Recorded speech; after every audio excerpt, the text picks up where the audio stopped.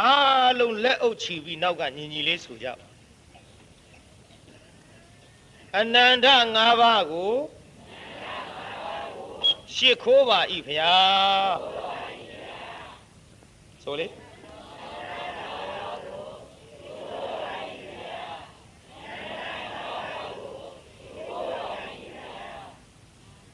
ဟန်ကြသွားအနန္တ၅ပါးရှစ်ခိုးပြီးတဲ့နောက်ဒီကနေ့တော့ဘုန်းကြီးတို့ဒုက္ခသစ္စာသည်ဆင်းရဲတဲ့အကျိုးသစ္စာတတ္တဝါတိုင်းရောက်လာတဲ့တရားနာပရိသတ်ကြီးပါဘုန်းကြီးတို့ပါဒုက္ခသစ္စာကတော့လက်ငင်းခံစားနေကြရဒီဒုက္ခသစ္စာခံစားနေရတော့ဘယ်သူကြောင့်ဒီဒုက္ခသစ္စာဆိုတဲ့အကျိုးသစ္စာရလာသလဲသမုဒယလို့ဆိုတဲ့အကြောင်းသစ္စာကြောင့်ခင်ဗျားတို့ကျွတ်ဒီဒုက္ခအကျိုးသစ္စာကြီးရဒီခန္ဓာ၅ပါးရလာကြတဲ့ကဘုရားကိုယ်တော်မြတ်ကပင်စုပါဒာနဲ့ခန္ဓာပြီးဒုက္ခလို့ဟောထားတော့ဓမ္မစကြာရွတ်ကြဖတ်ကြရကြနာကြဘူးတဲ့ပုဂ္ဂိုလ်တိုင်းသိကြတော့ဖြစ်သည့်အတွက်ဒီဒုက္ခသစ္စာရလာတဲ့အကြောင်းတရားကိုဒီကနေ့ပေါ်လွင်အောင်ဟောမှာဖြစ်သဖြင့်ဘုန်းကြီးပေးထားတဲ့နာမည်လေးဒီကနေ့ကြောက်ခဲလေးရဲ့ဘဝဆုံးရှာပြီရေးသားကြီးပါတယ်တော့ဒီနေ့ဟောမှာကြောက်ခဲလေးရဲ့ဘဝဆုံးရှာပြီကြောက်ခဲလေးဆိုလို့လမ်းပေါ်ကကြောက်ခဲမဟုတ်ပါဘာကြောက်ခဲဆိုတာတော့ခင်ဗျားတို့ပေါ်လာလိမ့်ရှင်မရတာဖြင့်ဟိုလမ်းပေါ်ကကြောက်ခဲမဟုတ်ရင်ဟောမိုးကုတ်ကထွက်နေတဲ့ယရနာကြောက်ခဲလားဖေရမဟုတ်ဘူးပေါ်လာပါလိမ့်ကျွတ်တို့သုံးလောကထိုထားသဗ္ဗညုမြတ်စွာဘုရားသခင်ကိုရောမြတ်ကြီးသက်တော်ထင်ရှားရှိတော်မူစဉ်အခါတုန်းကဘုရားသာသနာတွင်မှမှီတင်းနေထိုင်ရတဲ့ရွာတရွာဆိုပါစို့အဲ့ဒီရွာမှာဒါပေမဲ့ကြောက်ခဲလေးရဲ့ဘဝဆုံးရှာပြီဆိုတာကျွတ်တို့ဒန္တာကြီးဇာလမ်းမဟုတ်ပါလုံးချင်းဝတ္ထုတွေကလည်းမဟုတ်ပါကာတွန်းဇာလမ်းလည်းမဟုတ်ဘူးပြိတ္တာတိကင်ဂုတ်တရပါဠိတော်၎င်းတော့မနောရထပုရဏီအမည်ရှိသောအထကထာတာရထသင်္ဃဟတို့မှာဘုန်းကြီးထုတ်ဟောမဲ့ဇာလမ်းဖြစ်ပါတယ်အဲ့ဒီဘုရားသာသနာတွင်ရွာတရွာမှာညီကိုနှစ်ယောက်ရှိ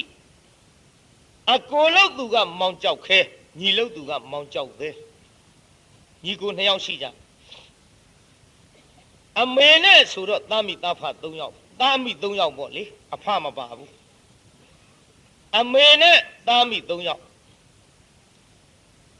နေထိုင်လာလိုက်ကြတာအကိုဖြစ်တဲ့မောင်ကြောက်ခဲကရိုးသားညီလို့တဲ့မောင်ကြောက်သေးကြတော့နည်းနည်းလေးဆန်းခင်ဗျားတို့ကျွတ်တို့ခေလဲပရိသတ်ကြီးအကြီးနဲ့အငယ်ဘသူကဆန်းတော့အငယ်ကဆန်းမှတ်ထားပေါ့ဆန်းယုံနေမကဘူးအငယ်ကညစ်ပတ်တယ်ဘယ်လိုညစ်ပတ်တယ်လဲညီကိုအရင်ပင်မယ်လို့ညီညစ်ပတ်ရင်အကိုခံရ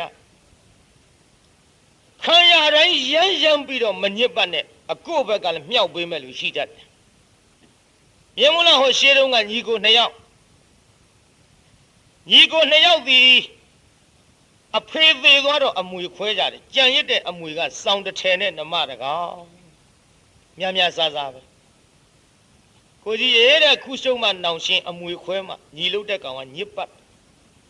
စောင်းကြီးအလဲကောင်ကပန်းယူရင်စောင်းကြီးပြက်ယုံရှိမှခမည်းမလုံကျွန်တော်မလုံချုံမဖြစ်ဘူးသေးသွားပြီဒီလိုလုပ်ရအကိုကြီးကနေချုံပါတဲ့ကျွန်တော်ကစောင်းကြီးညချုံရစီဘယ်လောက်ညစ်ပတ်စောင်းကနေအသုံးများသလားညအသုံးများသလားအဲ့တော့အကိုကြီးကခေါင်းငိတ်နဲ့သဘောကောင်းတဲ့လူဆိုတော့ခွဲလိုက်ကြရောຫນွေကမေ့ပြောက်ဆောင်းတွင်းကြတော့အကိုကြီးဖင်တုံပြီဟ ဟာညီလေးငါဆောင်ပေးပါဦးဟာအိုးဘာဆိုင်တို့များခမရနေပိုင်တာအေးဟုတ်သားပဲပစိုးနဲ့ကိုရမနဲ့မိုးလင်းတော့ဆောင်ကြီးလာဖို့ကိုကြီးရော့တယ်ဆောင်ဘာလို့ဘောတော့ကချွတ်ထွက်တဲ့ချိန်မှာငါရှိလာဖို့ထားခဲ့အစင်မပြေဘူးနောက်နမကြီးအမွေခွဲကိုကြီးရဲ့တဲ့နမကြီးအလဲကောင်ကပန်းယူရင်လဲနမကြီးသေပြီးအမဲသားစားပြီးအရှိသဖြင့်ကျေးဇူးရှိမှာမဟုတ်ဘူးဒီလိုခွဲကြဆိုနေရာပိုင်းပြီးတော့အကိုကြီးကနမကြီးရှေ့ပိုင်းယူပါတဲ့ကျွန်တော်ကနောက်ပိုင်းသုံးမရစီတေချာနားထောင်နော်ပိဋကကြီးနွားရှေ့ပိုင်းကအစာစားသလားနောက်ပိုင်းကအစာစားသလားရှုပ်မနေနဲ့အကိုကြီးနွားချောင်းခိုင်းနေရှင်းလို့နွားတို့ကဘယ်ကထွက်နောက်ပိုင်းကထွက်သူနွားတို့ညှက်တော့မဲအကိုကြီးနွားချောင်းခိုင်းပြီးတော့ခွဲကြရောဟာညီလေးနွားချောင်းဆိုတော့ဘာဆိုင်တို့မြခမရရှေ့ပိုင်းကစားတာဟာဟုတ်သားပဲနောက်နွားတို့သူကညှက်တော့ငါတိုက်ပါအောင်ဆိုတော့အိုးကျုံနောက်ပိုင်းကထွက်တာခမရသောက်ချင်ရှေ့ပိုင်းကဂျိုညှက်တော့အဲ့ဒါလို့ဆိုးွားခဲ့တဲ့ကောင်တနေ့တနှိုက်ကြတော့အကိုကြီးလို့သူတငယ်ချင်းတယောက်တွေ့မင်းပဲသွားမလို့လေဟာခမရနဲ့တွေ့တာလှဗျာကျုပ်လေမအားလတ်လို့ခမရအဖေသေးတုန်းကမရောက်မိဘူးညီကိုနှစ်ယောက်အဖေသေးပြီးတဲ့နောက်တင်းရှိကြရဲ့လားခမရအေးမတင့်တဲ့မဲဟာညီကိုချင်းဆိုတော့လည်းငါအသိခံရတာပေါ့ကွာလူကြီးဆိုတော့အတော်ဆိုးတဲ့ကောင်ကဲပြောသားမအောင်မြဒီလိုကွာစောင်းကြီးအဖွေရှိတုန်းကဒူဒူခြုံတာခုအလဲကောင်ကပန်းယူပြက်မှာဆိုပြီးသူကညခြုံတယ်ငါနေခြုံတယ်ကွာအခုငါဆောင်းတွင်းဖွင့်တုံတာပေါ့အလွယ်ပါတယ်ဗျာမစားရတဲ့အမွဲသဲနဲ့ပက်ပေါ့ခမရဟောမြောက်ပေးတဲ့လူရှိတတ်တယ်ကောင်းတဲ့ဘက်ကအိုးရွက်နေတာကိုစလုံးအကောင်းနဲ့ပိတ်လို့မရဘူးဗျအိုးရွက်ရင်စလုံးအရွက်နဲ့ပိတ်မှတဲ့တယ်အေးမင်းကပုံလေးပတ်လေးနဲ့လှုပ်ဆောင်မဟုတ်ပါဒါမဲ့ခမရကဘယ်ချိန်ပိုင်းလဲငါနေပိုင်းရင်ဆောင်းလာပို့တဲ့ချိန်ကစပြီးတော့ရေအိုးတဲ့ရေအပြည့်ထည့်ပြီးတော့တနေ့ကုန်စိမ်များပါဖြစ်ဟာကောင်ဖြစ်ပါမလားအောင်မယ်ခရသနာသလားမသနာပါဘူးကွာမသနာပါဘူးငါမှမညာတဲ့ကောင်ဒီတိုင်းလို့အေးကောင်းပြီဆိုပြီးပြန်သွားအကိုကြီးရော့တယ်ဆောက်ထားခဲ့ဆိုပြီးရေအိုးတဲ့ရေအပြည့်ထည့်ပြီးတနေ့ကုန်နှစ်တာစောင်းချုံချင်းကြတော့လာပြီဟိုကောင်ကိုကြီးစောင်းရောဟိုမှာရေအိုးလက်ညှိုးထိုးဗျ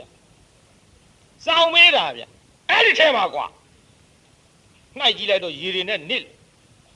ဟာကိုကြီးခမရပိုင်းနဲ့လှုပ်တာအားဆိုင်တော့ကွာငါပိုင်တဲ့ချိန်ငါစိတ်ခမရကျုပ်စောင်းလှမ်းရတာနဲ့ခြုံရတော့မှမဟုတ်မခြုံရကွာဟဲ့ကောင်နေတိုင်းစိတ်မှာကွာမင်းငါကြတော့မပေးဘူးငါပစိုးလေးနဲ့ကိုရကဲကိုကြီးအားတဲ့ဒီလိုတော့မလုပ်ပါနဲ့ဗျာတဲ့အဖေရှိတုန်းကလူတူခြုံရပါစို့အမဲစောင်းတော့တဲ့သွားနောက်ဟိုတငယ်ချင်းနဲ့ပြန်တွေ့ဘယ်နဲ့တော့မျိုးအေးစောင်းတော့အဆင်ပြေသွားပြီကွာနမကြီးကြမ်းနေတာဟာနမကြီးကဘယ်လိုလုပ်တာတော့နေရာပိုင်းခွဲတာတဲ့ကွာငါရှေ့ပိုင်းပြီးသူကနောက်ပိုင်းယူတယ်ငါရှေ့ပိုင်းကအစာစားတာဆိုတော့နွားကြောင်းတော့ငါကြီးဘောကွာ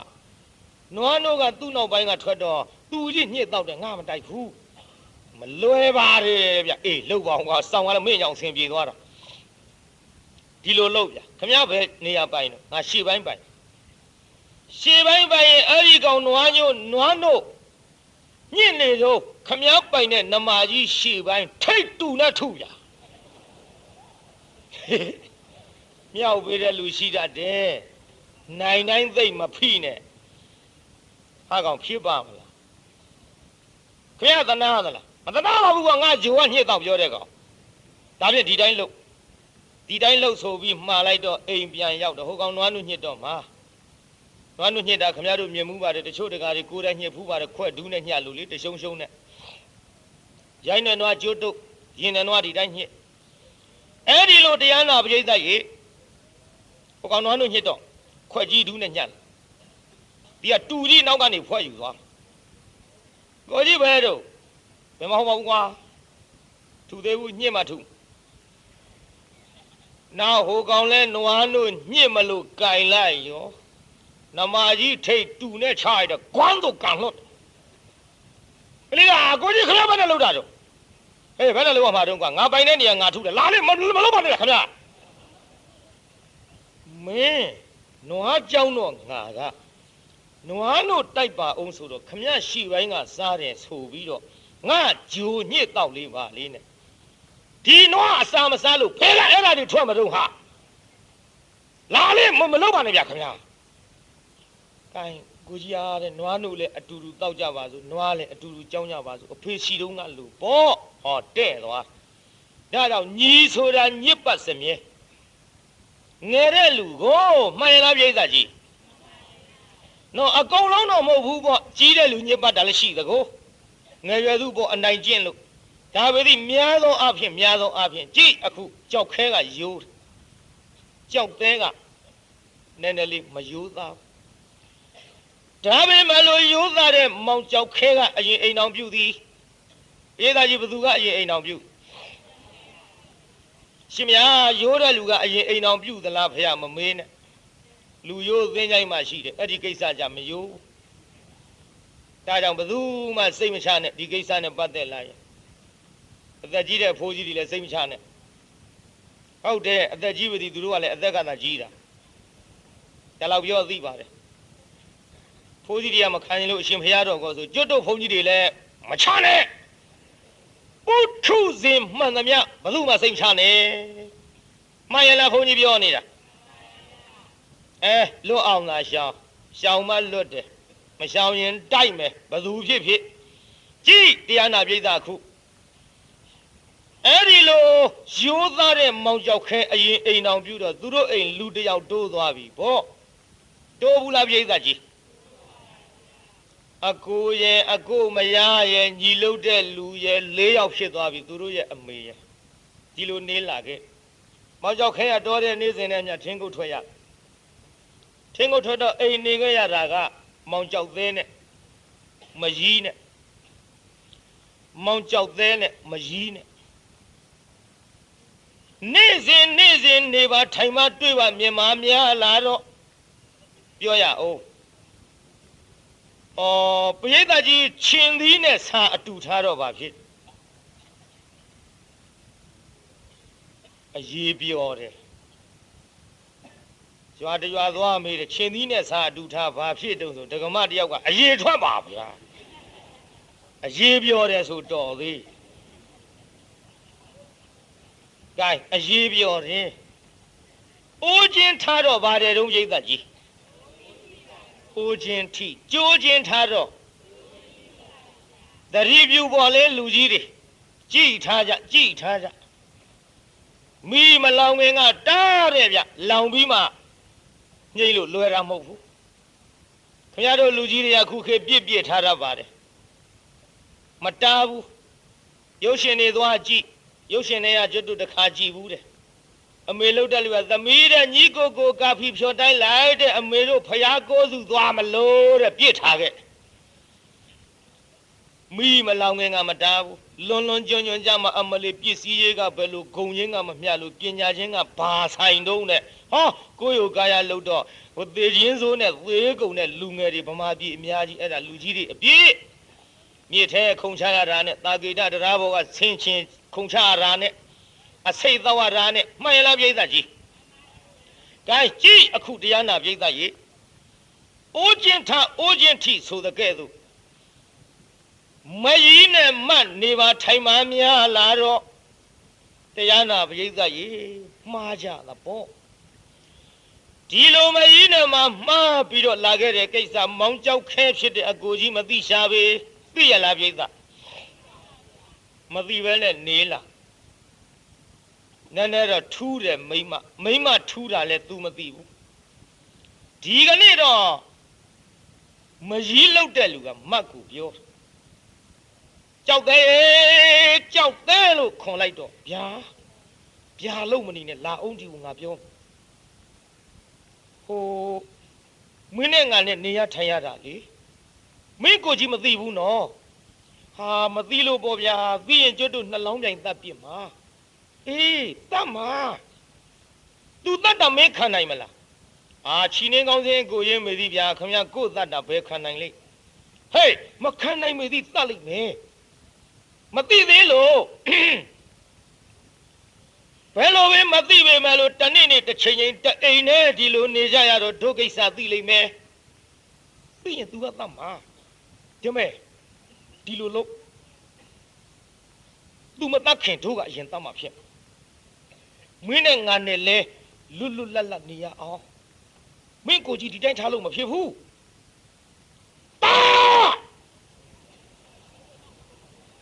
ခိုင်းပြီပရိသတ်ကြီးအဲ့ဒီလိုတတ်လို့ခိုင်းလိုက်တော့ကြောက်သေးလက်သီးကြစ်ပါအောင်ဆုပ်ဟင်မိမရုပ်ကြီးမိမကောင်းမှတ်ချီနှင်းကောင်းစဉ်အကူရင်းကိုအသက်ခိုင်းတဲ့မိမရောက်ခရပေပြီးတော့လက်သီးနဲ့ထိုးမလို့ကြိတ်မလို့လို့တော့ဟေးကြောက်သေးအောင်မဲမင်းကလက်သီးတွေပါဒီဆုပ်လို့ငါ့ကိုမင်းထိုးမလို့ကြိတ်မလို့ပေါ့လေဟေးဓမ္မငါပြောတာနားထောင်စားမင်းအတွက်ငါပြောတာပါဒီလိုဆိုရင်ဖြင့်ကြောက်သေး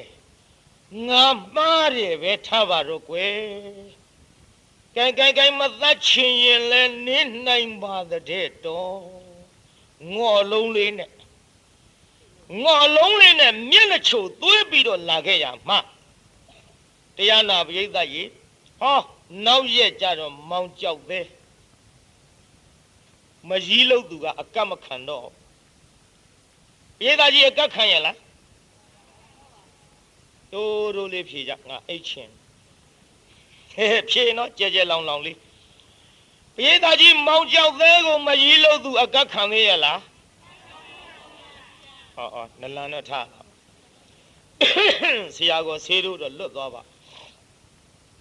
ဒီလိုအကတ်မခံတော့တရားနာပရိသတ်ကြီးမောင်ကြောက်သေးနည်းနည်းဆင်းရဲသွား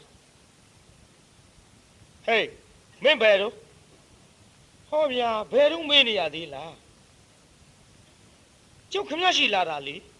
ဟေးမလာနဲ့ကွယ်မလာနဲ့ကြောက်သေးရဲ့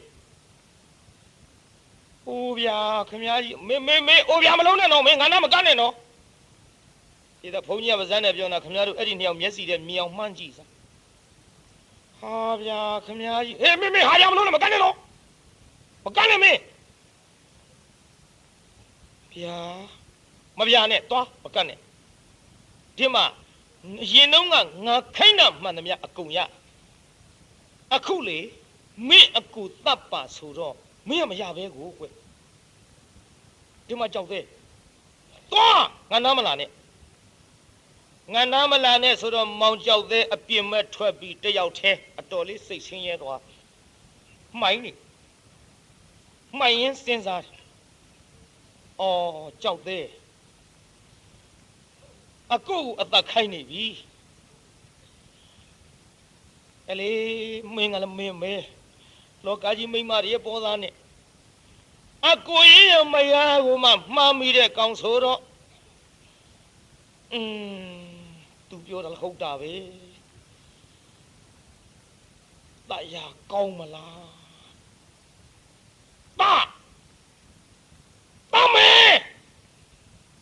တမယ်လို့អော်လိုက်တဲ့အတန်မကြီးကြတော့ထွက်လာတတ်မတဲ့ငါကြံခံနိုင်ယူလားကွမိမဖြက်ပြေတောင်ပြက်တာဟေးကြောက်တဲ့မင်းလူတယောက်ငါအကြံမအောင်ဘူးဆိုတော့မိမဖြက်ပြေပြက်ဆိုတဲ့စကားဟာပြက်စီးသွားမှာပေါ့ကဲအစင်ဘိန်းတက်လိုက်ရအောင်ရေနစ်ရဝါကူတာကောင်းတယ်ဆိုပြီးထွက်လာဟေးကြောက်တဲ့ခင်ဗျာမင်းမိုင်လာကြီးလားကွမိုင်ဆိုဗျာခမကြီးကကျုပ်ပေါ့အရင်လိုမှမဟုတ်ခဲနဲ့မင်းကငါပြစ်တင်မလို့လားငါကအရင်လိုမဟုတ်ဘူးဆိုတော့မင်းငါကအရင်လိုဟုတ်ကဲ့လားကွမင်းငါခိုင်းတာမှမရပဲကိုစဉ်းစားပါကြောက်သေးရဲ့တနေ့နေ့တစ်ချိန်ချိန်ကိုတို့ကိစ္စမင်းအကူကြီးမသိမရှိဘူးသိလာလိမ့်မယ်သိလာရင်ဒုက္ခပေးလာလိမ့်မယ်ကွဒါကြောင့်ငါပြောနေတာနော် မင်းအတွက်ပြောနေတာငါအကြောင်းထူးတာမဟုတ်ဘူးဗျာဟုတ်ကဲ့တတ်မယ်ကျုပ်တတ်မယ်ဘယ်လိုတတ်ရမလို့ပြေးသားကြီးတတ်တော့မတဲ့အကိုကိုပြေးသားကြီးညီလို့သူကအကိုဘာလို့တော့မှကာမတတ္တိဟဲ့ညီငယ်နှမငယ်တွေမှတ်သွားကြ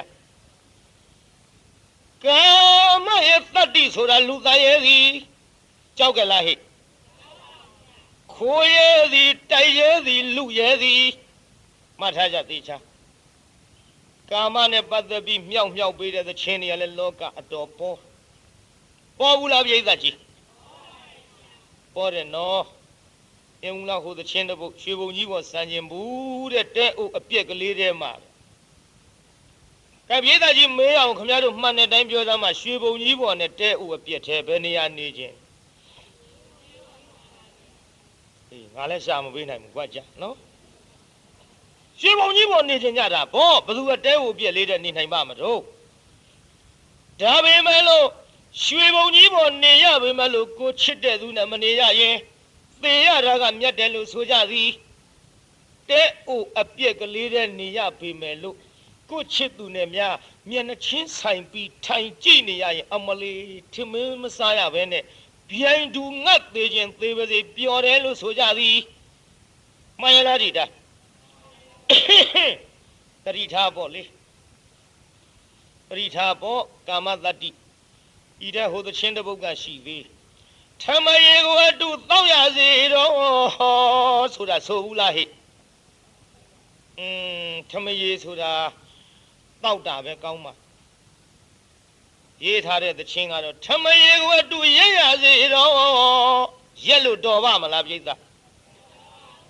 လူဆိုတာတောက်တာဟဲ့ပြိဿကြီးထမရေမတောက်ဘူးလားတောက်ဘူးတယ်တို့လည်းတောက်တယ်အပုတ်နိုင်တယ်ထမရေတောက်ကြခွေးတွေကများငါစိတ်ဆိုးမလားမသိတောက်ကြထမရေဆိုတာတောက်တာရှာနဲ့ကုန်းရက်သလားဇွန်းနဲ့တောက်သလားဒါကြောင့်ထမရေအတူရက်ရစေတော့ဆိုတဲ့သချင်းလေးပြင်လိုက်ရင်ကောင်းထမရေကိုအတူတောက်ရစေတော့ဒီလိုဆိုရင်ကောင်းမလားတောက်တာကောင်းပါတယ်ရက်လို့ရတဲ့နောက်ကအရှည်ကြီးထွက်လာရင်ဒုက္ခမြောက်ဝေးတဲ့သချင်းတွေနဲ့ပတ်သက်ပြီးတော့ပြောပါတယ်စာရေးတဲ့လူတွေအပြစ်တင်တာမဟုတ်ပါဘူးပြိဿဒီတဲ့ဟိုသချင်းတစ်ပုဒ်ကရှိသေးအမလေးကောင်းဝင်ကဖိုးရွှေလာကြီးလှမ်းမေးတဲ့သူချစ်သူများတွေ့ရင်တဲ့ပြုံးယုံလေးပြုံးပြလိုက်ပါမဟုတ်ပါဘူးဒီလာကြီးကပြုံးယုံမကလို့ဖျဲပြတော့အဲ့ဒီကောင်သူသိမလားလို့ကာမတတ္တိထင်မိထင်ရပေါ့ကျွတ်တို့လည်းအဲ့ဒီထဲပါဝင်ပေါ့ကာမတတ္တဝါတွေဆိုတော့ဒီတဲ့ဟိုသချင်းတစ်ပုဒ်ကရှိသေးသူချစ်သူပဲရှိတော့ဖားကလေးသွားမေးပြောလိုက်မယ်ဖားလေးကကွက်နဲ့ဒီကောင်နေဖားမေးလို့ပေါ့ငါပဇွန်လုံးသွားမေးတဲ့ချင်းနဲ့ဟိုရင်းညှက်လွတ်လိုက်ချီမ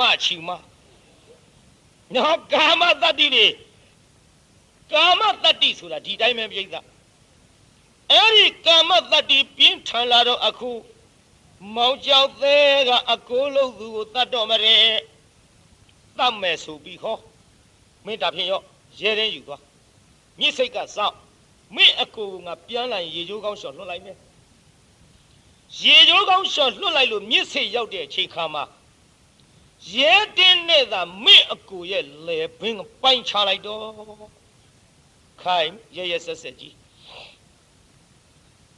အဲ့ဒီနေရာမှာတရားနာပရိသတ်ကြီးမောင်ကျောက်သေးထွက်သွား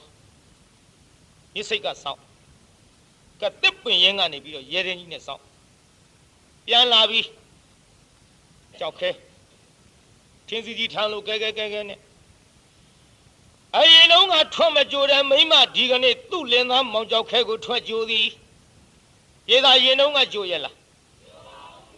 မိမထူးနေတယ်ဟောကိုကြောက်ခဲမလီတွတ်တောင်ပြန်လာပြီကြီးသားမောင်ချွေးတဲ့တန်းနေနဲ့မောလာလိုက်တာပေထင်းစီလေးကြုတ်ကူချမယ်ချွေးတဲ့တန်းနေတုတ်ပေးလို့မယားထူးနေတာမသိဘူးတကားတွေမှတ်သွားကြယောက်ျားချင်းကိုချင်းစာလို့ဘုန်းကြီးဝင့်နေပေမဲ့မှားခဲ့အောင်မယ်မိမများကျွတ်တို့ထူးတဲ့နေထူးတယ်ဗျ ူးရင်တတိထားကြည့်အခုထူးနေတာမသိရှာဘူးမသိတော့အော်ကြည်သားမအောင်ငါမရအရင်တုန်းကငါထွက်ပြီးတော့ကြိုးပေါ်မရဒီကနေ့ငါကိုထွက်ပြီးတော့ကြိုးတယ်အရင်တုန်းကနဲ့ပိုချစ်တယ်နဲ့တူတယ်မသိဘူးပိုချစ်ပြန်တယ်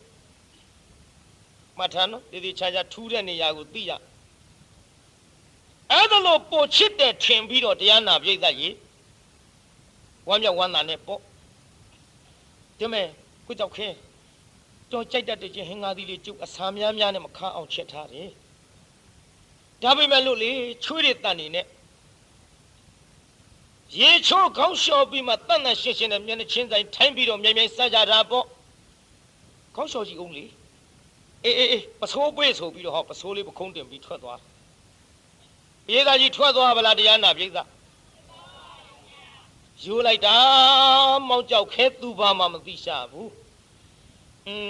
ရိုးဆိုတရားနာပြိဿကြားဘူးကြပါလိမ့်မယ်ရှေးတုန်းကအပြိုကြီးလင်မယားကြည့်မှာပေါ့ရှင်မယားအပြိုကြီးလဲဆိုရလင်မယားများဖြစ်မလားဗျာဟိုအပြိုကြီးလူပြိုကြီးဘဝမှာရလို့အပြိုကြီးလင်မယားရိုးပုံအပုံလေးပြောရအောင်ယောက်ျားကရောင်တုံးကြီးနဲ့မိန်းမကဘီးစပတ်ကြီးနဲ့40ကျော်မှရအဲ့ဒါသူများမြောက်ပေးလို့ရဒီရထဲလဲမြောက်ပေးတဲ့လူတွေကရှိတတ်တယ်မင်းတို့အသက်ကြီးပြီနော်တဲ့40ကျော်လာပြီတဲ့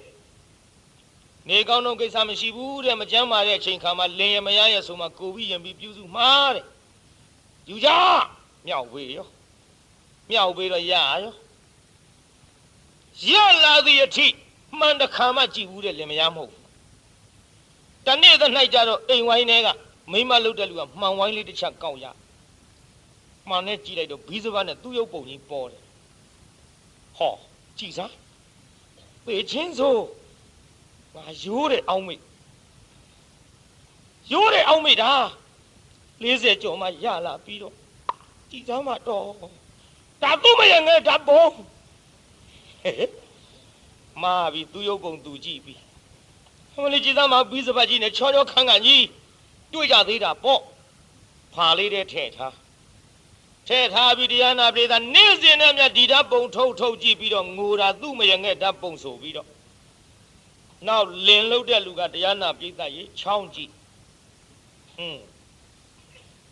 မိမဖာလေးတဲ့ဘာလေးမှမသိဘူးထုတ်ကြည့်ဒါလေးကြည့်ပြီးတော့ငိုတယ်ဧကန္တတော့ဧကန္တပဲဘာဧကန္တမှလည်းငါမသိဘူးနောက်မယားမရှိတဲ့အခိုက်သူကဖာလေးဖွင့်ဖာကလည်းမယားရှိတော့ဖွင့်လို့မရဘူးကြည့်ကျင်တာကိုဖာလေးဖွင့်ပြီးတော့မှန်ဝိုင်းကလေးထုတ်ကြည့်လိုက်တော့ရောင်တုံးကြီးနဲ့တွေ့ဒါကြောင့်ကိုလို့ဆိုတဲ့ကြည်စမ်းငါမိမရိုးတဲ့အောင်မိလက်စတတ်တော့သူ့လင်ငယ်ဓာတ်ပုံဖာတဲ့ထဲ့ထားသူ့လင်ငယ်လုံးငိုနေတာကိုတွေ့ကြသေးတာပေါ့ကျင်းနေတော့ပြုံးနဲ့မိမဝင်လာဒါဘာလို့တာဟေးဘာလို့ရမလဲကွာမင်းကိစ္စမင်းမသိဘူးကျုပ်ကိစ္စဘာတော့လုံးမနေနဲ့ကြင်မကြည့်သားမင်းလည်းငဲ့တာပုံအောင်မယ် तू ကတပြန်ကြီးပြောရတယ်အဲ့ဒါတောင်းမရင်ငဲ့တာပုံမင်းလည်းငဲ့တာပုံနှစ်ယောက်ပေးမိမကပေးဘူးလူကြရောလူရင်ယုံရင်ကုတ်ရင်ဖွဲ့ရင်နဲ့ဓာတ်ပုံလေးကဘေးထွက်သွားတော့မိမလုတ်တဲ့လူကဓာတ်ပုံကောက်သူတို့ဓာတ်ပုံထင်းနေတာပေါ့လေမှန်ကိုပဲဓာတ်ပုံထင်းနေတယ်လင်မယားတော့ဒီတိုင်းမထားဘူးတော့ဆရာဘုန်းကြီးသွားလျှောက်ဟေးမသွားနဲ့သွားမယ်သွားခြင်းသွားပေါ့မေးလင်ကဓာတ်ပုံအဲ့ဒီဘုန်းကြီးပြမေ့ရင်ရိုက်သွားငါနောက်ကလိုက်ခဲ့သွားမယ်ဆိုပြီးကြောင်းသွားလင်ကနောက်ကဘုန်းကြီးပြဟဲ့ဘာတို့ဒီလင်မယားမျက်စိမျက်နှာမကောင်းနဲ့ရံဖြစ်လာကြပြီချင်းတယ်ကြည့်ပြီးတော့သူတတ်လာတယ်ဗျာဘာလို့တတ်တာတော့အရှင်မယားတပည့်မကောင်းဘူးဗျာတူနေလာပြီးတောင်ပြောင်းတော့ပြောနေဟုတ်တယ်ဖေ။ရှင်မယားတပည့်မရင်ငယ်ထားတယ်ဖေ40ကျော်မှဟဲ့မမေဟုတ်လားမဟုတ်ဘူးဖေဘာကွာဟုတ်တယ်ဖေဒီကောင်တဲရှုံးနေပါလားမဟုတ်ဘူးဟုတ်တယ်ဒ တပည့်တော်မယငဲ့ဓာတ်ပုံမဟုတ်ဘူးဗျသူလင်ငဲ့ဓာတ်ပုံဟုတ်တယ်ဗျမင်းတို့ကတဲရှုပ်ကိုကတယောက်ကမယငဲ့ဓာတ်ပုံတယောက်ကလင်ငဲ့ဓာတ်ပုံဟဲ့ပေးစားဆိုပြီးဘုန်းကြီးယူကြည့်တယ်ကရုံးကြီးနဲ့တွေ့မိုက်ပါဟာနင်တို့လောက်အားတယ်လင်မယားလောကရှိမထင်ပါဘူးတဲ့အားတယ်လင်မယားဘယ်မယငဲ့ဓာတ်ပုံလင်ငဲ့ဓာတ်ပုံမှမဟုတ်ဘူးဒါပြန်တော်မူသွားတယ်ငါဆရာဘုန်းကြီးပုံဟာ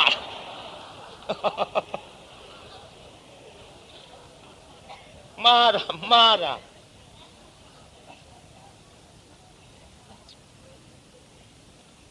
အမလေးဘုန်းကြီးကမှန်ဝိုင်းလေးချပြီးဖင်ထောင်းရှစ်ခိုးတာဆိုပဲပြည်သားရှေးတုန်းကတော့လူရိုးတွေလည်းရှိတယ်ဘုန်းကြီးရိုးတွေလည်းရှိဒါပတိခုခေတ်လည်းဘုန်းကြီးအသက်ရွယ်ကြီးတဲ့ဘုန်းကြီးတွေရိုးရရှာပါတယ်ဒါကြောင့်လူကြီးတွေလည်းတရားပွဲရောက်လာတော့မှားလဲအောင်ဖွေကြီးမေကြီးတို့ခမရတို့ကအသက်ကြီးပြီသူတို့ခေတ်စကားတွေဘာမှနားမလဲဘူးရမ်းမသုံးကြနဲ့အသုံးမှားနေအောင်မယ်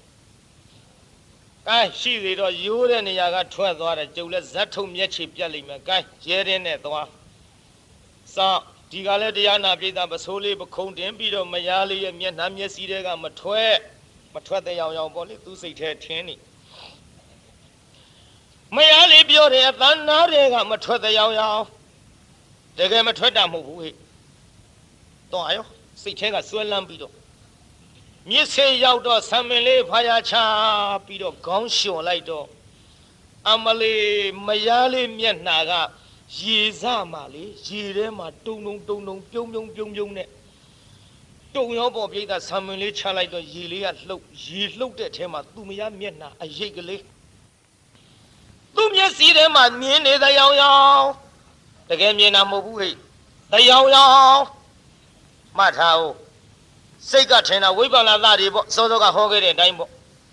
တချို့ကတရလွန်ပြောကြတယ်မလီသူခန္ဓာကိုယ်လေးငါမျက်စိတွေကမထွက်ဘူးတဲ့လူတစ်ကောင်လုံးမျက်စိတွေကမထွက်ဒီမျက်စိဟောက်တော့ထွက်သေးမှာပေါ့ထင်တာဒီလိုမယားကလေးမျက်နှာပေါ်နေတဲ့ရောင်ထင်းပြီးတော့ကြည်နေခိုင်းဟောတရားနာပြိတ္တကြီးညီလို့သူကရဲရင်းကြီးနဲ့နောက်ကလာတဲ့ပြီးလေပင်စင်းချလိုက်တာဆိုကြတော့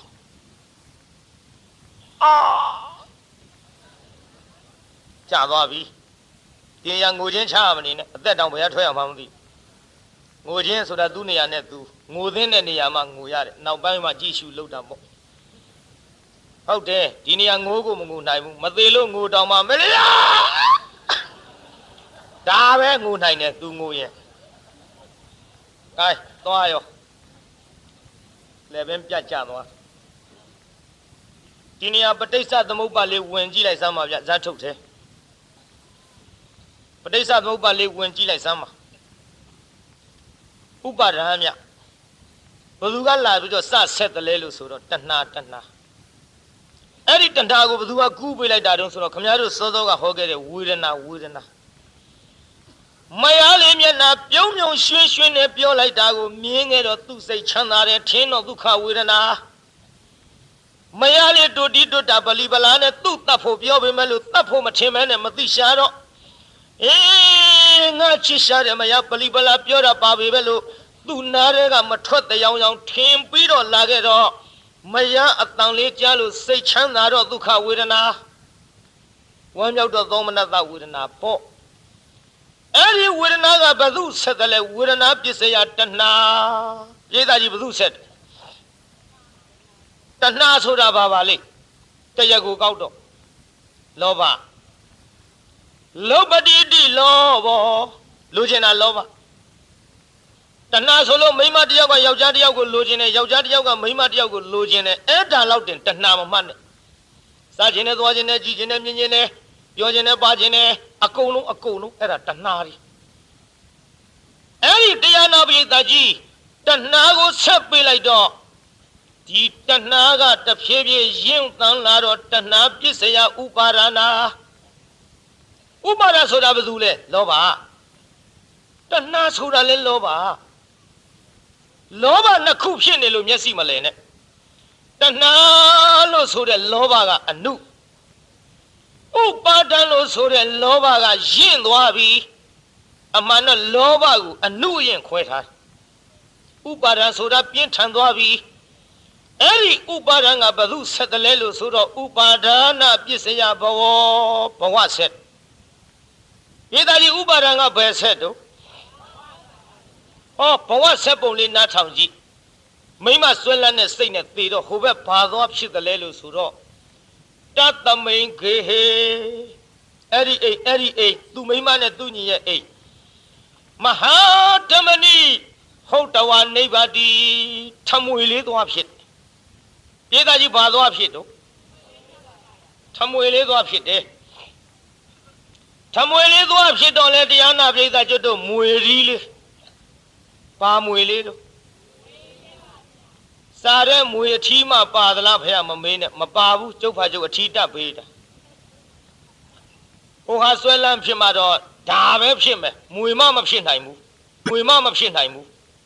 ကျန်းကန်ကမရေးပေသည်အတဲ့ပဲအဲ့ဒါလွဲချော်မနေနဲ့တော့မွေရီးလေးဖြစ်တော့ဒီမိမဆွဲလန်းမပြေတော့အိမ်ခေါင်လျောက်တဲ့မိမအိမ်အောင်ရောက်လာရင်ပဲလက်လှမ်းပြီးဖက်ကနေခွာချမိမခေါင်းပေါ်ကြလက်ကလေးနဲ့ထပ်ကန်ကြည့်အေးမလေးမွေဘာပြောကောင်းမလဲတရားနာပြေတအားခါထုတ်ထရံသွားကဟဲ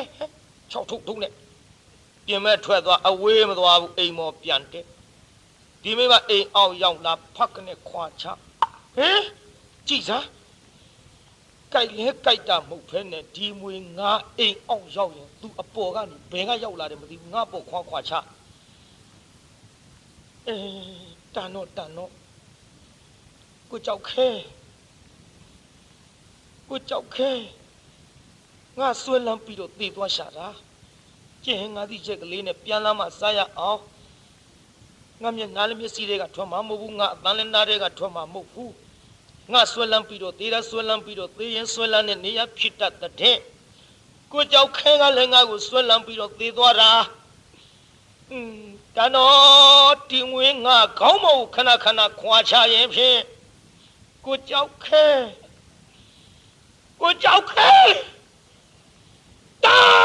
သူပဲဖြစ်ရတတ်တာပဲတတ်တော့မွေဘဝတစ်ခါသေးရောဘယ်နှခါရှိပြီလို့မြိတ်သားလူဘဝတစ်ခါမွေဘဝတစ်ခါနှခါသေးဒါပေမဲ့လို့ဆွဲလန်းမပြေတော့မောင်ကြောက်ခဲကလည်းအဲ့ဒီအိမ်မှာခွေးကလေးသွားဖြစ်ဆိုတယ်နော်ဥပါဒံခွေးဒီလေးပြိဿဘာလေးတော့ဟိုဟာဆွဲလန်းဖြစ်မှာတော့ဒါပဲဖြစ်ခွေးဒီလေးကဒီမိမနောက်တကောင်းလိုက်အေးရထဲကစကြသူ့နှခလှုပ်တကောခွေးမုတ်ဆိုးမလေးတဲ့သူခေါ်ကြကတရဌာနကမိတတိတိဘယ်တော့သွားပြီးတော့ယုံလိုက်မှာပါလိမ့်မလဲလို့ဥပ္ပန်ထင်းဒီအယကဝိုင်းပြီးတော့ကြည်ကြပြန်သည်ခွေးမုတ်ဆုံးပါလေဟဲ့ဝိုင်းကြည်တော့သူစဉ်းစားဟုတ်တယ်ခွေးလည်းခွေးပဲခက်တယ်ခွေးလည်းခွေးပဲဒီခွေးလည်းငါနောက်လိုက်နေတယ်ပြီးတော့ခွေးမဆိုကိစ္စမရှိခွေးဒီပြောစရာကြီးတာဒီကောင်ကဟိုကောင်ဖြစ်ရဟောတတ်တာပဲပြုတိတဘယ်နှဘဝရှိခွေးဘဝသေးပြန်တော့လေအစွဲလန်းကမပြေလို့အဲ့ဒီအိမ်မှာနွားကလေးသွားဖြစ်နွားဒီလေးနောက်ကတကောက်လိုက်ဒီလိုနောက်ကတကောက်လိုက်တော့အရက်ကဟဲနွားကြောင်သမားလေးဘယ်စကြက်သွားကြောင်းမှာပါလိမ့်ဝိုင်းစကြလှောင်ကြပျောက်ကြဟုတ်တယ်ဒီနွားလည်းငါနောက်ကြည့်လိုက်နေတာပဲပြောစရာကြီးနွားဒီဆိုတော့အခဲတာဒီကောင်ဟိုကောင်ဖြစ်ရတတ်တာပဲပြုဘယ်နဲ့ဇက်ရှိဆိုကြည့်သားမမကြီးနဲ့မလင်ကိုတလေးဇက်တိုင်အောင်ပဲဘယ်နဲ့ဇက်တော့ဘယ်နှစ်ဘဝတော့အဲ့ဒီလိုလေးဘဝတိုင်တတ်ပြီးလာခဲ့တဲ့အစွဲလန်းကမပြေတော့ဟောဒီတခါတော့သူ့မိမဝမ်းထဲမှာသူ့ညီနဲ့ခတဲ့တန်ဒီပါဗျာ ဆွဲလမ်းမသေးကြနဲ့နော်ဖိုးကြီးဖွားကြီးတွေနဲ့မှားခဲ့ရအောင်ဒီကနေ့ကိုလမ်းကိုကြည့်လက်ကန်လုံးမနေနဲ့အချို့ကမသေးနိုင်ဘူးမလေးငါမရှိရင်ငါသားလေးဘယ်သူနဲ့နေခဲ့ပါလို့လက်ကန်နဲ့ငါသမီးလေးခက်တယ်ဆွဲလန်းကြီးတချို့မသားကလူစုံအောင်စောင့်အသက်ကပြင်းလာတဲ့9ရက်တောင်စားမစားဘူးတဲ့ခုတည်းဒီမထွက်ဘူးဒီထဲမသားဝေဖန်တဲ့လူကရှိသေးဘယ်သေးအောင်မတုံးနဲ့ရန်ကုန်ကသူ့သားကြီးမှပြန်ရောက်သေးပဲကိုလူစုံအောင်စောင့်နေတချို့မသားဒါကြောင့်ကိုလန်းကိုကြည့်ကြဗျဆွဲလန်းသေးရင်ခမရတို့ဖြစ်စရာတွေပေါ်တဲ့အိမ်မြောင်တို့တောက်တဲ့တို့ပရွက်စိတ်တို့ပို့ဟတ်တို့ခြာပုံးတို့အိမ်မှာဆွဲလန်းသေးမှာစိုးလို့ကိုကုသိုလ်ကောင်းမှုပြုထားတာလေးတွေအာယုံပြုသေးကြကုသိုလ်ကောင်းမှုလေးတွေတရားနာတဲ့ဆွမ်းကတ်တယ်လှူတဲ့တန်းတယ်ဒီကုသိုလ်တွေအာယုံပြုသေးရင်နတ်ပြည်လောက်ကတော့တန်းနေတာဗျို့ဒုက္ခတိမလားဘူးတဲ့ကြည့်ခုမှသူမိမဝါနဲ့တန်နေခဟဲ့9လလွယ်10လဖွာကြပါစို့ခတ်တုတ်ပေါ့တရားတဲ့ပဲ9လ10လစောင့်နေကျုပ်တရားနောက်နှစ်တောင်ပြီးဒီမှာပြီးကဲသားယောက်ျားလေးပြိဿဘာလေးသားယောက်ျားလေးမွေးဖွားတယ်ကနဦးစတော့မျောသွားရှာတယ်မေ့ပြီးတော့နောက်တတိလေးရတော့ကောက်ကြည့်လိုက်တတိလေးရတော့ကောက်ကြည့်လိုက်ဟဲယောက်ျားလေးအေးအိုးဟန်ကြလိုက်ပါပြီကြောက်ကဲပြားနဲ့ပြေးလာဘာမှဖြစ်တာပါလိကြောက်တဲ့ခင်ဗျာယောက်ျားလေးကွယ်ဟာဟန်ကြလိုက်တာဗျာဟန်ကြဆိုကွယ်ငါလည်းဘယ်လိုမှမအောင်မင်းနဲ့နော်မင်းကိုတည်သွားတာလည်းကြာပါပြီအိုးမင်းအကူကိုတတိယလွမ်းဆွတ်တဲ့အနေနဲ့ယောက်ျားလေးလည်းဖြစ်နေလို့မင်းအကူနာမည်နဲ့ကြောက်ခဲလေးလို့မှဲ့မကောင်းဘူးလားဗျာကောင်းတယ်ကျုပ်လဲလေခမရချစ်လို့သာအကူကိုတတ်မိတာကျုပ်3-4လအိမ်မပြောပါဘူးဗျာအခုတည်းကျုပ်အကူလွမ်းလို့မျက်ရည်ကျမိသေးတယ်ဒါပြင်တို့ကြောက်ခဲလေးမဲ့ရအောင်လေဟုတ်ကဲ့ကောင်းပြီကြောက်ခဲလေးမောင်ကြောက်ခဲလေးနဲ့ဟောကြောက်ခဲလေးဖြစ်သွားဟိုတုန်းကကြောက်ခဲကြီးခုကြောက်ခဲလေးဟိုတုန်းကကြီးဝေသည်တဖြည်းဖြည်းနဲ့ကာနင်းယထာကျိတ်နဲ့တဖြည်းဖြည်းသေးသွားတာပေါ့ဗျာပြေးတာခုကြောက်ခဲလေးဖြစ်သွားပါလားကြောက်ခဲလေးဒါပေမဲ့လို့ကလေးကဇာတိတရညံရလာတော့အမေအကိုင်တွေမခံတော့ပြီအမေမျက်နှာမြင်ကက်ကက်လောင်ကိုတော့သည်နိုးချိုတိုက်ကျွေးလို့မရဇာတိတရညံတော့ဇာတိကဖြစ်ခဲ့တယ်တရကပြန်အောင်မိနေမိမိဖြစ်ခဲ့တဲ့ဘဝပြန်အောင်မိနိုင်တယ်ဆိုတာအဲ့ဒါကျွတ်တို့ဇာတိတရညံခေါ်တယ်လူဝင်စားတွေမှာရတိုက်ဘယ်တော့မှဘသူသမီးလေးဝင်စားတာဘသူသားလေးဝင်စားတာအကုန်ပြန်ပြောနိုင်တဲ့ဆိုတာကြားဘူးလားပြိဿအဲ့ဒါဘာညာလို့ဟောနောက်ဘဝကသူ့ကို4ဘဝတိုင်တိုင်တတ်ခဲ့တာတွေကိုသိလာပြီကလေးကအမေမြင်ကက်ကက်လောင်ကိုအမေအကိုင်တွင်မခံအဲ့ဒါလို့ဖြစ်ပြီးတော့လာခဲ့ရမှတဖြည်းဖြည်းကလေးကြီးရင်လာပြီကြီးရင်ဆိုခတ်တုတ်ပြောလိုက်ကြပါစို့19နှစ်ရွယ်လောက်ရောက်မြန်ကြီးတာပေါ့ဗျာနော်တရားတယ်ပဲ19နှစ်ပြည့်တာဘယ်နှစ်တော့အမေတခုံးမခေါ်ဘူးအမေနဲ့ညနေချင်းဆိုင်မထိုင်ခဲ့ဘူးဒီကနေ့တော့သားလုတ်သူမောင်ကြောက်ခဲအိမ်ထဲဝင်သွားအမေနောက်ကလိုက်သားရဲ့ကြောက်ခဲလို့ခေါ်လိုက်နောက်လှည့်ကြည့်ဘာလို့ဟဲလူလေးအမေကိုဘယ်လိုထူးလိုက်တာတုံးသားရဲ့အမေကခေါ်တာခြေချင်းငန်းထူးပါသားရဲ့ဘာအမေတို့ဟင်အမေမဟုတ်ဘူးနင်ငါမရ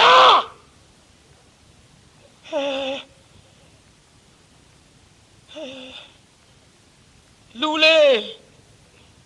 သားရဲ့ဘယ်လိုပြောလိုက်တာတော့သားရဲ့လူကြားလို့မကောင်းပါဘူး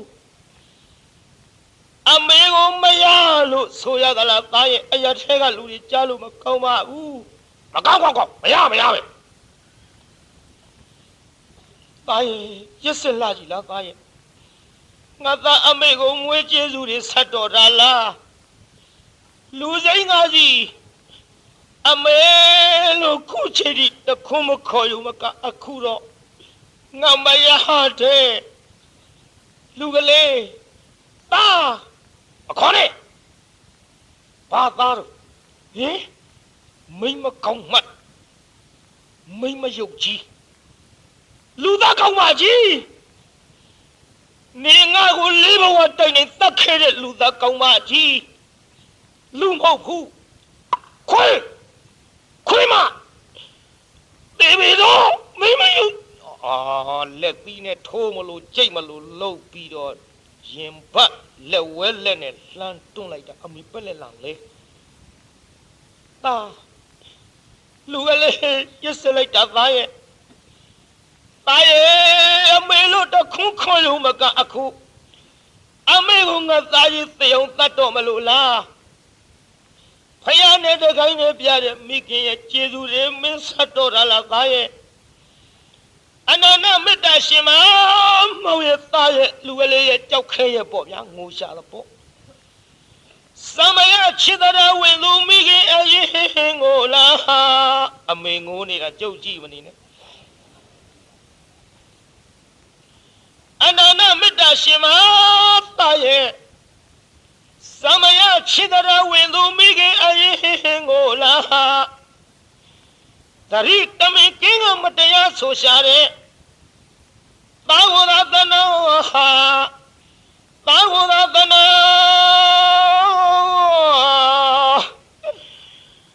ငိုနေတာမိမကြီးကျုပ်ကယောက်ျားကံဖြစ်ဟုတ်တယ်ဗျမိမသန်ဆိုတာအတွန့်နဲ့အတက်နဲ့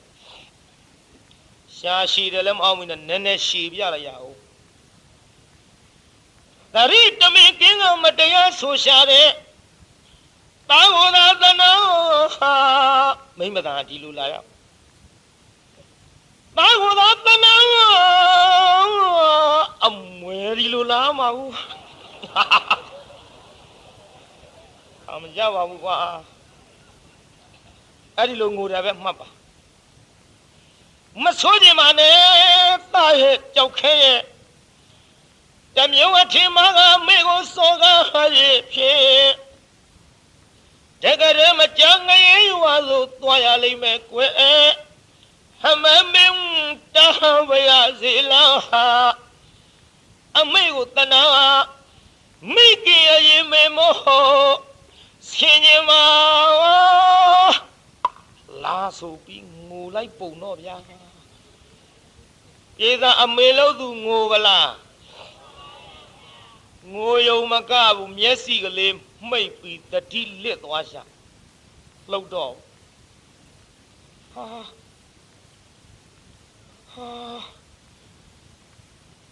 အမေလဲသွားပြီတတိလေးပြန်လဲလာ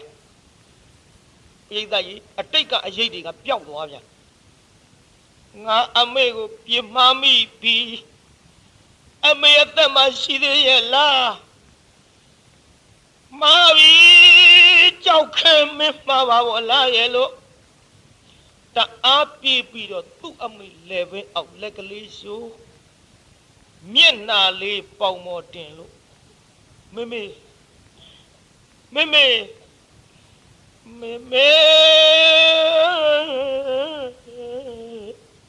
မပွဲတဲ့ဆိုဒီတိုင်းနေမှာမဟုတ်ပွဲတဲ့ဆိုရင်ဟဲ့သားရဲ့အပြစ်ကိုလေမေခွန်းလို့လိုက်ပါမယ်ပြစ်မှားလေသမျှအမေကကြေရင်လေကျူးလွန်မိတဲ့ဝစီကံတွေမေသားကိုခွန်းလို့ပါလားပါတယ်လို့နေရောကြီးဆိုမှဖြင့်အာရပါလားဆိုစမ်းပါမေသားရဲ့အပြစ်ကိုလေမေခွန်းလို့လိုက်ပါမယ်ပြစ်မှားလေသမျှအမေကကြေရင်လေကျူးလွန်မိတဲ့ဝစီကံတွေ မေမေသားကိုခွန်းလို့ပါလားမလေးအခုမှစီးကြိုက်ဝါကြိုက်ဖြစ်လာ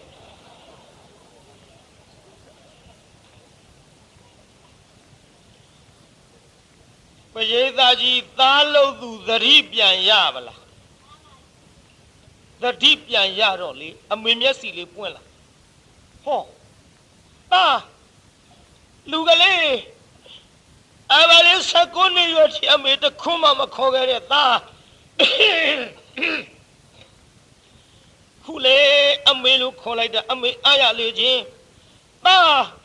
လူကလေးဆိုပြီးတော့သားမိနှစ်ယောက်လဲပင်ဖက်ပြီးတော့ငိုကြဝင်လာပြီအမေကြီးဟိုဘဝတုန်းကအမေပေါ့ဒီဘဝအမေကြီးပေါ့ဝင်လာဟဲ့နင်တို့သားမိဘယ်လိုဖြစ်ကြတာတို့အဖွားကြီးကိုဗျာဆိုပြီးတော့အမေရင်ဝင်ထဲကပြေးထွက်ဒါအမေမဟုတ်ပါဘူးဗျာဘဝဟောင်းကအမေကိုမြင်လိုက်တော့အတိတ်ကအရေးတီပေါ်လာဗျာမိတရားနာပြိဿဒါအမေမဟုတ်ဘူးသူကလေကျုံမရဒီလိုပြောလိုက်တော့အဖွားကြီးပြူးသွားတယ်မျက်လုံးဟင်ကောင်းကလေးအမေကိုမရလေပါလေနဲ့နင်းမြေမျိုးလိမ့်မယ်ဖွားကြီးကဟုတ်တယ်မရသူကကျုပ်မရကောင်းကလေးတော်တန်းတိတ်ငါပါချလိုက်ရအဖွားကြီးဒေါ်ပွားအမေကျုပ်မှတ်မိတော့ဘူးလားမေရဲ့ဟာဒီကျုပ်လည်းဘင်းကိုကြည့်ပါအောင်သူကအခုတ်ခိုင်းလို့အမေသားအငယ်ကခုတ်ခဲ့တဲ့ရဲရင်ရာအမေကျုပ်ကြည့်ပါဦးမေသားကြီးကြောက်ခဲမှတ်မိတော့ဘူးလားမေရဲ့ခမည်းကမှကျုပ်အမေကျုပ်ကမှအမေသားသူကကျုပ်ကိုလေလူဘဝတစ်ခါရဲရင်နဲ့အစင်ခိုင်းကျုပ်ကသူ့ကိုဆွဲလန်းလို့မွေးဖြစ်ပြန်တော့လဲတခွေးဖြစ်တော့လဲတနွားဖြစ်တော့လဲတလေးဘဝတည်းတတ်ခဲ့တဲ့လူသားကောင်းမကြီးသူကကျုပ်အမေမဟုတ်ဘူးခမည်းကကျုပ်အမေပါအမေရဲ့လို့လဲပြောလိုက်ပါလေရောအဖွားကြီးဟင်လူကလေးကြောက်ခဲအမလေးမသေးလို့တွေ့ရမဲနိုင်ပါအဖွားကြီးလွန်ခံဖို့ကွာအဖွားကြီးငိုချင်းတဘိုးလောက်သာဆိုလိုက်ရင်ငါပါတော့ရွဲ့မှသေးကြတယ်ငိုချင်းကလည်းရေးမထားလို့ရေးထားရင်အဖွားကြီးငိုချင်းမသိမချပဲနေမယ်ဘုံကြီးမဟုတ်ဘူးငိုတယ်လို့မှပေါ့ဖိုးကြီးဖွားကြီးကြောင့်ပြောရတယ်ပါညောင်းလုံးဟုတ်တယ်ဖိုးကြီးတွေကတခါသကြိုးလေပိတ်ရမလားဥပုသ်ဆောင်နေတာအဖွားကြီး9ရက်မှ10ရက်မှမသိလို့ဖိုးကြီးကမေးတယ်ဟေးအဖွားကြီးဘာတော့ဒီကလေးချီရဲ့လားတဲချင်းတော့နင်းငါချစ်လို့ယူထားအသက်ကြီးမှာပါ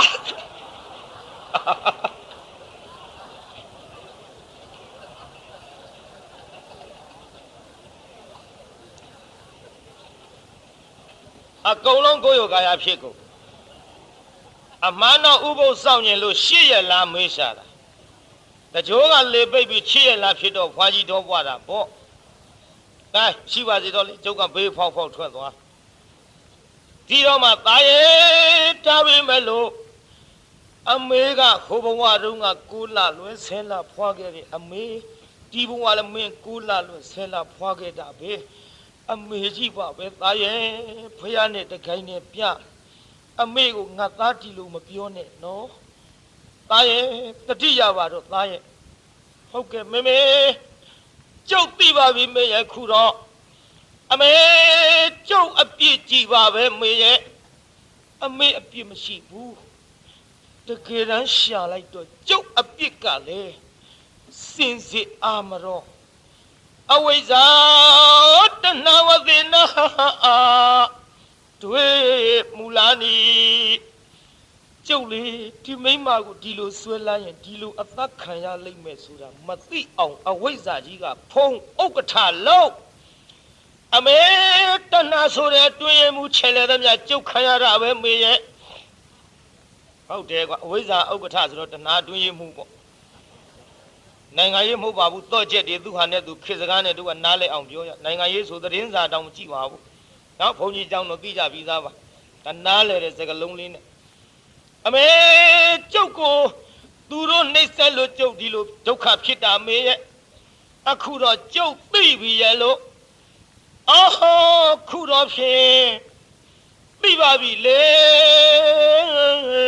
သာသိပြီလေအမေရဲ့အပြစ်လည်းမရှိပဲသားရဲ့အပြစ်လည်းမရှိပဲနှစ်အောင်နှစ်တဲ့သမှုရိယတဏှာကိုလေသားကြောက်ခဲတော့မကျေနိုင်ပဲတကယ်ချင်မုန်းလို့ယုံကမ်းမာတော့လေကြီးမလုံးနဲ့ဟဲ့မလေးယုံကမ်းမာတော့လေးဆိုတာသူများခိုင်းတာကိုယ်တိုင်ကြတော့မလေးမင်းသွားတော့လေးတဲ့သူများခိုင်းကိုယ်တိုင်ကြတော့ငါသွားတော့မယ်လေးတဲ့ဒါကြောင့်သူကိုယ်တိုင်ယုံမှဆိုတော့မလေးဟဲ့သားကြောက်ခဲတော့မကျေနိုင်ပဲတကယ်ချင်မုန်းလို့ယုံကမ်းမာတော့တို့ဒီတစ်ခေါက်ဒီလုံးတိုက်ပြီးရင်နောက်တစ်ခေါက်ကမာရွတ်ရောက်ရင်ယုံဆောင်မှဖြစ်မယ်ဟေးတယောက်တကြနဲ့ဆိုနေဘူးရမှာကဲဒီတော့တရားနာပိဋကရေဒါဖြင့်ငါသားပဲလို့သဘောရမမေကျွန်တော်သာသနာ့ဘောင်ဝင်ထမ်းရဟန်းပြပါတော့မယ်ခမညာဒါဖြင့်အမေလည်းဘိက္ခုနီမဝစ်မယ်သားမိနှစ်ယောက်ယဟန်ပြုလိုက်ကြနောက်ကမ္မထံတရားတွေကြိုးစားပြီးတော့သမှုရိယတဏှာရဲ့အပြစ်ကိုမြင်၍ချစ်ခင်တဲ့စိတ်တွေဖြတ်လိုက်တာဟောတရားနာပိဋကသားလို့သူကလည်းယဟန်နာဖြစ်အမေလို့သူကလည်းယဟန်နာမိမကြီးဖြစ်အမေဆိုလို့အမေလေးမမှတ်နဲ့အမေကြီးလေးဘဝတိုင်နဲ့တတ်တဲ့မိမယဟန်နာဖြစ်တာမဟုတ်ဘူးအမေလေးလားအမေကြီးလားပိဋကဥကြောက်ခဲယဟန်နာဖြစ်ပါလားရေသားကြီးဥကြောက်ခဲယဟန်နာဖြစ်တော့နောက်ဇာတိအသစ်တစ်ဖန်ပြန်ရပါဦးမလားမရရင်သူ့ဘဝကဆုံးမသွားဘူးလားခမည်းတော်ကလူမိုက်တယောက်သေးတော့လူမိုက်ကြီးတယောက်တော့ဘဝဆုံးရှာပြီတဲ့ဆုံးသေးဘူးဗျဟိုဘက်ဘာတွေဖြစ်အောင်မှမသိဒီကြောက်ခဲကမှယဟန်နာဖြစ်တော့ဒီဘဝနောက်ပိတ်ဆုံးဇာတိပြတ်သွားသဖြင့်ကြောက်ခဲလေးရဲ့ဘဝဆုံးရှာပြီဆိုတာနိဗ္ဗာန်ရမှာဘဝကတကယ်ဆုံးတယ်သဘောပေါက်ရဲ့လားပြိဿကြောက်ခဲလေးဘဝဆုံးရှာပြီဆိုတာသဘောပေါက်ပလားအခုဥကြောက်ခဲယဟန္တာဖြစ်ပလားဥကြောက်ခဲလို့ပဲမှတ်ပါတော့ဘွဲတွေပါတွေပေးမနေပါနဲ့တော့နော်ဘွဲပေးနာမည်ပေးရလဲတဲလွယ်တာမဟုတ်ဘူးတချို့ဖေနဲ့မေနှစ်ယောက်စလုံးနာမည်ပါအောင်ပေးဖေကမောင်လှအမေကမချောသားလေးကြတော့မောင်လှချောဆင်းကူပြေးလို့ဖေမေကနာမည်ကောင်းမှဖေကကိုခွေးမေကမခွေးဆိုရင်လဲခွေးမဲ့ဖို့ရှိတချို့ကြအဖေကကိုခွေးမေကမဝက်သားလေးမဲ့ရင်ခွေးဝက်မိဘနှစ်ပါးနာမည်ကောင်းမှပါအောင်မဲ့ရတယ် gain တရားနာပိဋကကြောက်ခဲလေးရဲ့ဘဝဆုံးသွားတာကိုဒီကနေ့တော့အစနေ့မို့ဒီမြနဲ့ပဲ12နာရီကြော်သွားပါပြီမနေ့ဖြင့်ကတပည့်ခါဇတ်ထုတ်အသက်ဘုန်းကြီးဟောပါမယ်။ gain အားလုံးခဏလေးပြီးခံပြီးတော့ဆိုလိုက်ကြပါဦး။ပြန်နာပေါ့ဖြည်းဖြည်းပေါ့လှုပ်ရွရမလုပ်ပါနဲ့။တာဓုခေါ်ပြီးပြန်နာပေါ့။တကဘာလုံးမှမြတ်တတာချမ်းသာကိုစိတ်မြဲပါစေ။အားလုံးကိုယနေ့ညကြွရောက်လာကြတဲ့တရားနာပရိသတ်ကြီးချမ်းသာကြပါစေ။ဘာပြောတာတို့ကျုပ်ကြတုနာဆရာတော်ဘုရားလည်းချမ်းသာပါစေတောင်ပြီးမထွက်ဘူးနော်ဘုန်းကြီးပို့တဲ့မေတ္တာကပိုက်ထဲထည့်ပြီးဘုန်းကြီးတော်ပြည့်မထားခဲ့ကြပါနဲ့အားလုံးယနေ့ညကြွရောက်လာကြတဲ့တရားနာပရိသတ်ကြီးကျမ်းမာကြပါစေ ကိုင်းအိမ်ပြန်ပို့ကြပါစို့အတ္တခေဟေပြောသမျှဟောသမျှတွေကသဘောမကြပဲအပြစ်တွေးခဲ့လျင်ချီရင်နေဖုံမုံစိတ်တွေပြစ်ပြသေးသည်သောမိမိတို့အင်္ဂယာဌာနသို့နိဝတ္တန်တုသီခံရသာပြန်ကြပေတော့နိဝတ္တန်တုမေတ္တာရေပခါဖြောင်းလိုက်မဲ့ပြစ်ပရာတွေဝေးရကမြန်းစီရောခြေသာဆွေကလျှံပြီးကိုစိတ်နှဖျားချမ်းသာစွာဖြင့်မှန်စွာမနေတာဓုလေးခေါ်ပြီးအောင်တောင်မနေနိုင်မဲနဲ့ပြန်ခြင်းလုံးလို့လှုပ်လှုပ်ရွရွလှုပ်နေတဲ့ဟာတွေမျက်စောင်းတော့ထိုးတော့မှထင်တယ်ပြန်မာလေတော့ပြန်ညစေကုန်သတည်း